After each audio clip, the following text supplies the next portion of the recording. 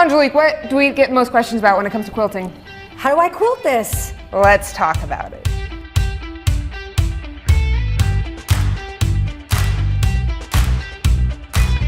Today we are tackling how do I fill a blank space with free motion quilting. I usually let the fabric talk to me, you know, like designs and stuff that are in the fabric, but in this one we don't have any designs, yeah. So it can be really tough. And I have always wanted to try to just focus on the quilting and not the piecing. Yeah. So. And we're doing a full sheet challenge. So we're taking some plain solid fabric and are gonna design whatever we want on it. And we have some parameters. What size must it be? 2x3. It must contain organic lines. And geometric lines. Geometric lines. Ruler work. Ruler work, yeah. At least 3 of the free motion designs that we have shown in our free motion basics. We got pebbles, loops, meanders, feathers, serpentines, swirls and curves, and yeah, all kinds of fun stuff so far. Yeah. Okay, I want you to guess. How long do you think it's going to take you to fill up the whole thing? 2 hours and 45 minutes. Okay, I'm gonna guess. I'm gonna guess around 2 hours or 2 hours 30 minutes. Okay. Yeah, you are faster than me. I don't know, but we'll see how it goes. All right. Okay, are we ready? As ready as we're gonna be for not having a clue. And the point of this is we hope that it will help inspire you to fill up your own design, because me and Angelique were very different quilters, and you'll see that probably in what we create. Yeah. And let's see what we create. All righty. On your mark, get set, go! Go! Okay, I have my beautiful sheet of fabric. I went ahead and marked out the 3 foot by 2 foot area that I need to fill, and then marked the centers just to make it a little bit easier. And I may have doodled out an idea to see what I want to do. And I've got my geometric lines, I've got my organic lines, I've got my 3 basic skills are going to be the pebbles, the echo lines, and the feathers. I still have no clue what I'm going to do in this little circle, so let's see what I do in the future. I don't know. I'm going to start by marking this big square. It's going to be 12.5 inches. I lined it up in the middle, and I'm just using chalk this time just because it shows up a little bit better. Okay, instead of 12.5 inches, I just decided to do 12 inches, so just ignore that one right there. I'm gonna mark this guy. I'm not gonna mark all of the spots, just the main points. So we have this outer square. We're gonna do the inner square. I'm just marking corner to corner. I found that if I just free motion quilt without marking things, especially if I have a plan like this, it doesn't look great. So marking it, the best bet we're gonna have. I wanna mark just 4s, because this is where my little bumpies are gonna go. Okay, background square. How big is this? That is 5 inches. Then I'm gonna do 5 inches this way, 5 inches. I wonder how Angelique is doing on her project. After I drew out the 2 by 3 foot area that we had to quilt, I found the center and I drew out a diamond shape to make a centerpiece. I just find it easier when I'm filling out such a large area to find a place for a focal point. When Jenna said we have to use rulers, I got excited because that meant I could use the new rulers that I recently ordered and I hadn't used yet. I used the straight edge to stitch the diamond I drew and then decided to focus on geometrics for the center. So 1, I wouldn't forget, and 2, then I could focus on softening those up later in the designs. I thought a triangle filler would be fun and eye-catching. You'll see I'm wearing earbuds because I like to listen to music when I free motion quilt. I find it keeps me at a steady rhythm both physically and mentally. After quilting all those harsh edges of the diamond and the triangles, I needed to soften things up a little. So I'm doing some half feathers with echoing around the center diamond. I love a good echo. Let's go ahead and frame what I've quilted so far with another diamond. I'm going to use the other ruler and try to make a circle around the outer diamond. My ruler is a little smaller than I thought it was going to be for this, and now I'm wishing I got both sizes when I ordered these. I really need to add another element from the free motion basics, so I think I'll do an elongated swirl from the swirls video on the sides. I'm even going to add a center pebble. While I'm thinking about pebbles, I'm going to add pebbles between the circle line and the large diamond. I really love making pebbles. I really like the texture they add and how they can make other areas really pop forward. I'm trying an echo around the circle. Not really loving how it's turning out, so I'm gonna have to think about how I can fix this. I need to start thinking about my outer edge before I fill in any more of this blank area. So let me grab my ruler again, and let's add some large scallops. I'm not measuring anything, so I hope it all fits. I'm gonna change my foot for better visibility since I'm done with ruler work for a while. I want to add some mixed feathers, so I went with the open toe foot from our 3-piece set. Feathers are one of my favorites for filling in large areas. I love a good echo with them too. I think some swirly vines will add a nice look to the quilt, giving it more of a filigree appearance. I don't have enough room at the top and the bottom or the north and south poles of my design to continue with one of those elongated swirls, so I'm gonna have to do something different. I know, I'll do a small petal that I can add some organic lines to create the cross hatching, since I definitely need to add some organic lines. I'm going to then go ahead and add some more swirly vines and mixed feathers to keep the design looking balanced. While I was making the large scallop, I thought it would be fun to fill some of them in and leave other ones open. I think I'll do some micro stippling here. So I attached the micro stippling foot from our 3-piece hopping foot set to make it easier to keep the lines close together. In the corners, I didn't have enough room for a full scallop, so I did a quarter of a circle. And I'm gonna fill that in with overlapping small scallops instead of the micro stippling. I'm just gonna mirror what I've been doing on the bottom half with what I've already done on the top half. I'm doing some back and forth lines in the space between the echo and the circle that I did to fix that, since I really didn't like the shape, how it came out very well, and it's gonna hide some of those goofs. I'm going to recap some of the designs I did. I did half feathers and mixed feathers. I did some pebbles, elongated swirls, swirly vines, some back and forth lines, all these from our Free Motion Basics series. Then from the other requirements, I did straight and curved edge ruler work, triangles as my geometric lines, some organic lines in my petals. So I think I've covered everything that was required for this challenge. So here's the game plan. I am going to ruler work first, and I'm just using precise mode and then 13 stitches per inch.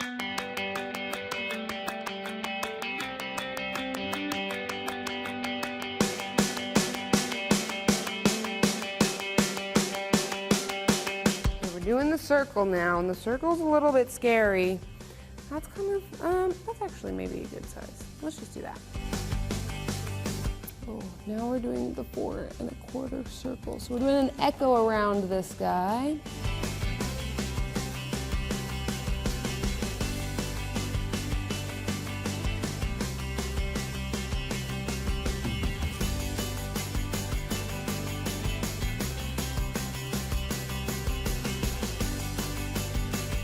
We've done our ruler work.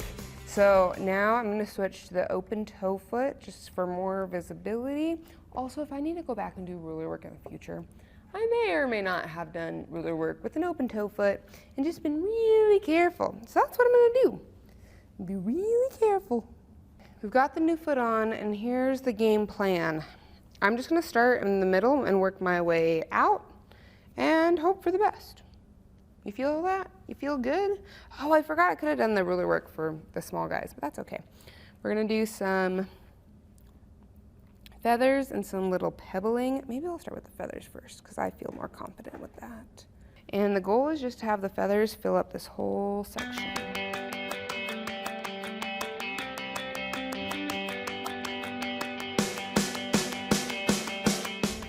I find that with feathers, when I start going in an opposite direction that I'm not used to, it gets a little bit trickier. So if these feathers look worse than these feathers, just give me a little grace, okay?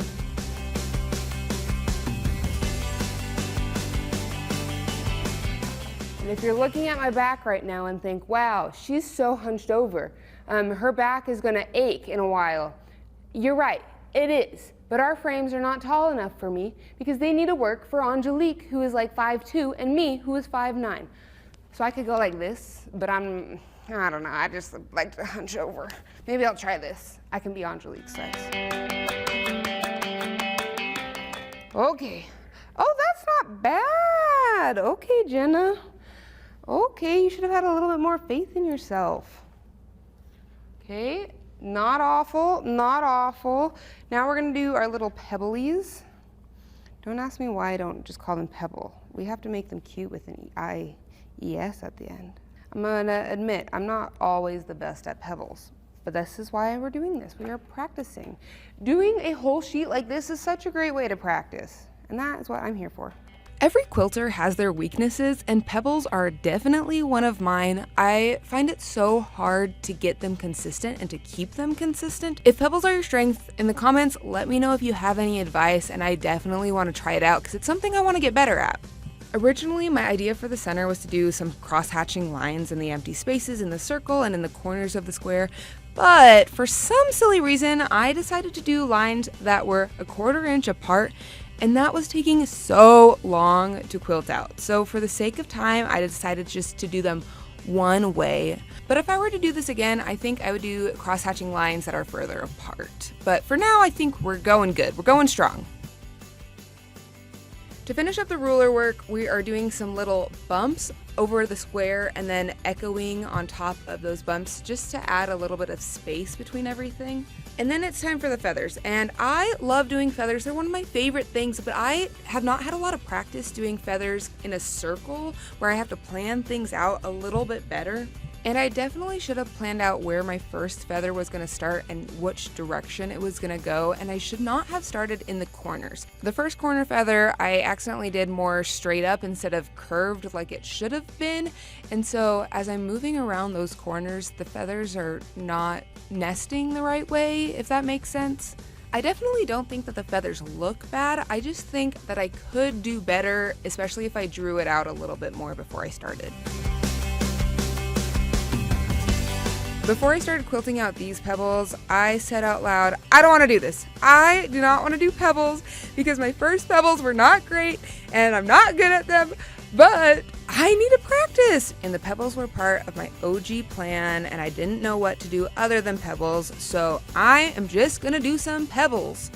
When I get frustrated with something, I have a tendency to rush a little bit more than I should, and with these pebbles, I should have slowed down, but I just wanted to get them done. So yes, they're not perfect, I still need more practice. Finally, those pebbles are done, and I am on to the last part of this whole piece, which is my straight line quilting. And once again, I thought, Jenna, why did you do these lines 1/4 inch apart? This is taking forever. But here's the thing about lines close together. Yes, they take forever, but they look so good when they're done. And I've really learned to love straight line quilting like this because it makes the other quilting around it just pop a little bit more and then add just so much beauty. Oh my gosh, we're done with this side. One more side. I got one more side, and then I am done.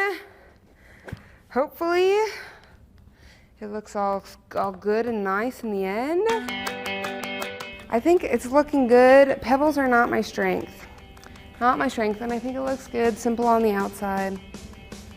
We're gonna keep all the lines going in the same direction. If you are newer to free motion quilting, I would highly recommend doing a full sheet challenge like this because I find that I am able to be more creative and I'm trying to do things that I normally wouldn't do when quilting.